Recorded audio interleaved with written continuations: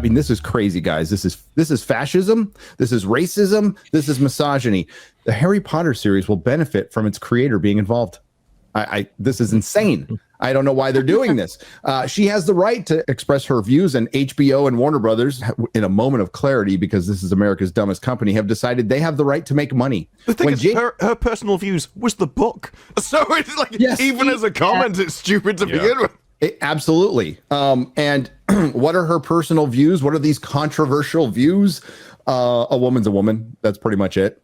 I mean, aside from everything else, I think she agrees almost down the line with the progressive left that she just went off the reservation for one topic, and now she's completely vilified. And guess what? She goes to sleep every night on a growing mountain of money. She starts her fires with $100 bills that were specially printed for her, or whatever, pound notes, or whatever the fuck you call them over there. Your funny money that's actually worth more than ours.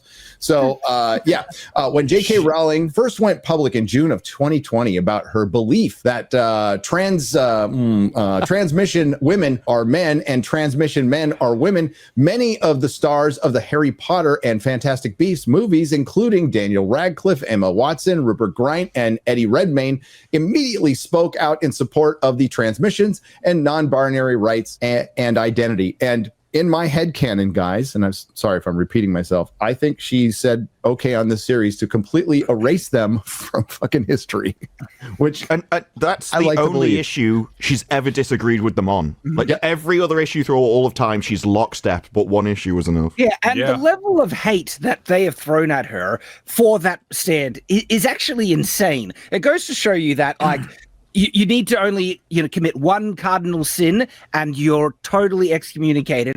Like, they'd be willing to friggin' crucify Mother Teresa if she went against one of their doctrines or something. There is nothing that they despise more than one of their own who steps out of line. Because if one person can do it, then a dozen, 100, 1,000 people can do it. And before you know it, you've got a tidal wave of people that are disagreeing about all manner of things. And you can't have that. They have to all think and act and talk in lockstep. Otherwise, the whole system falls apart, because you can't have people thinking independently. And it was a really dumb topic to take this kind of stance on in general. There are certainly things that are much less, I would say they're much more divisive, right? You got a lot of people on one side, a lot of people on another that are constantly fighting about different political issues. This is not really one of those things. Nope. 99% of people in the world think that men are men and women are women, right? Now, that might mean you're fine with people living their lives the way they want or whatever, but in terms of the rule, that biology is a thing, biology exists, and it is real. That's not actually a controversial statement. It's been made to seem controversial by people in the media and some elitists in Hollywood that are virtue signaling, but it's actually not. So it's a really dumb thing to take a stand on, because the vast majority of people in the world have no problem with anything J.K. Rowling has said about this. Yeah, you can't take these people seriously. If you really want to protest this, stop consuming her product. Leave these fan communities for good. It's and they have. She has such amazing responses to people as well when they're saying things like, I just burned my copies of the Harry Potter series. And she's just like, well, you already paid for them, so I don't really care what you do. And, Chrissy, I think they have done that. And it's not even a blip on the radar for They couldn't even do that when people tried to. There was a big on Steam, a big group that were all like, we're all boycotting the Wizard game, and then forgot that everyone in this group could see what you were playing, and the admins of the group that set it up were playing the pissing game. Yeah. They love Harry Potter so much they cannot stop. She's in a way, she's kind of too big to cancel as well. Yeah. If she'd been a lesser celebrity or a lesser author or something like that, it might have put a real dent in her profits, and people might have cut ties with her. But she is too profitable for companies, for studios to abandon. Yeah. And they must hate that about her. Well, yeah, the Harry Potter franchise is huge. It remains huge. It's been around for years. It's millennial Star Wars. It hasn't hurt her book sales, hasn't hurt the park at Universal. As a matter of fact, there's a big expansion coming very soon to that. And there'll be a lot more. And if this series is done right, it'll be the biggest series in the world, scripted series in the world, without a doubt, if they do it right. So, and Warner Brothers released a careful worded statement that a diverse and inclusive culture has never been more important to our company and to our audiences around the world. Harry Potter's already diverse by the way, while not mentioning Rowling or transmissions and non-binary people, did at least put some rhetorical distance between the studio and the creative force behind one of the most enduring and lucrative franchises. Whatever. This show doesn't get done without her involvement. She wouldn't have signed off on it without her direct involvement, because she's alive and she doesn't need the money. Somebody said it in the chat the other day.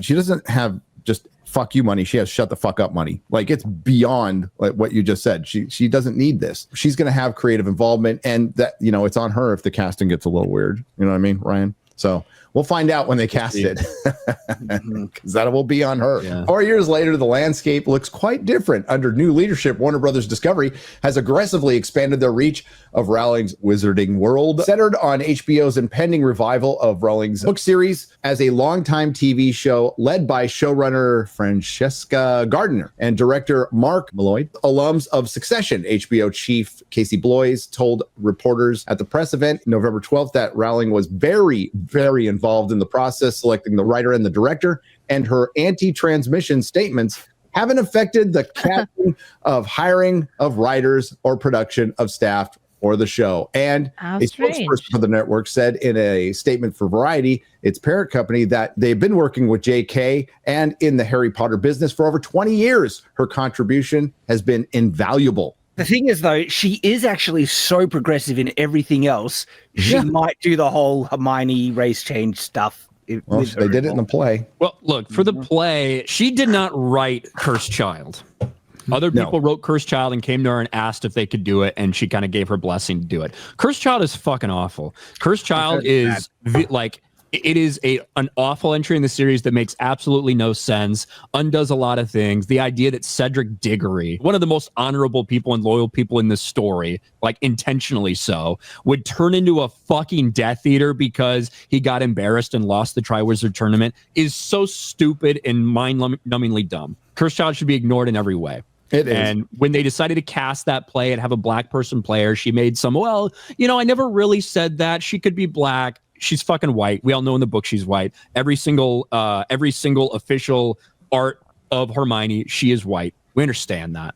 And I just hope and pray that they stay to the original instead of giving in to some of that bullshit. And maybe I think what she'll do, because I remember during interviews, she said it was very important that when they were making the movies, it was basically all English people or British people, because that's what it would be at the school, and that was what it would be at the school at the time. And you might find her doing a school from today's Britain than the 90s Britain when the story was made, and so that could change it. And she's just like, well, it's an updated version. And try and get away with it that way. Harry Potter has to stay in the 90s. It has to. They can't change it. It has to stay in the 90s.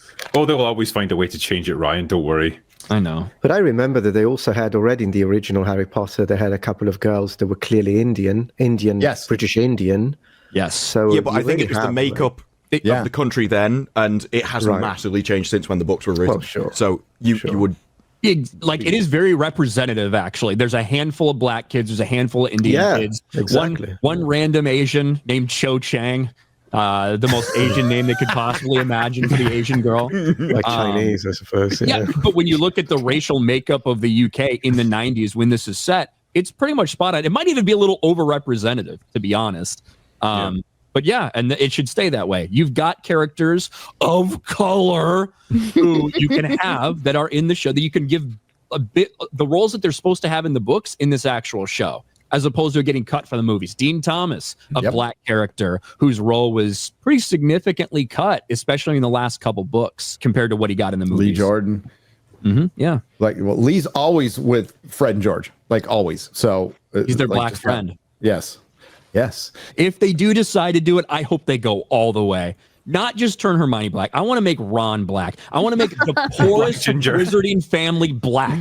That's Keep what the Cockney accent. Keep the Cockney accent. I mean, honestly, Ron should theoretically be the first casualty because it's always the redheads that go first. Yeah. Yep. To me, I feel like if they're gonna do it, I hope they do it. It blows them in their face so badly, because think of the implications of changing Ron or Hermione. You change Ron to black. You just made the poorest wizarding family black. Congratulations for going in the stereotypes. What if you do Hermione?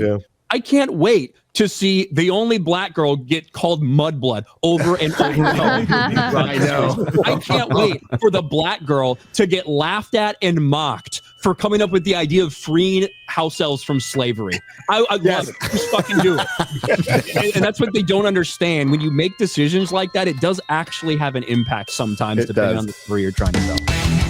Nerdrotic.com. Please subscribe.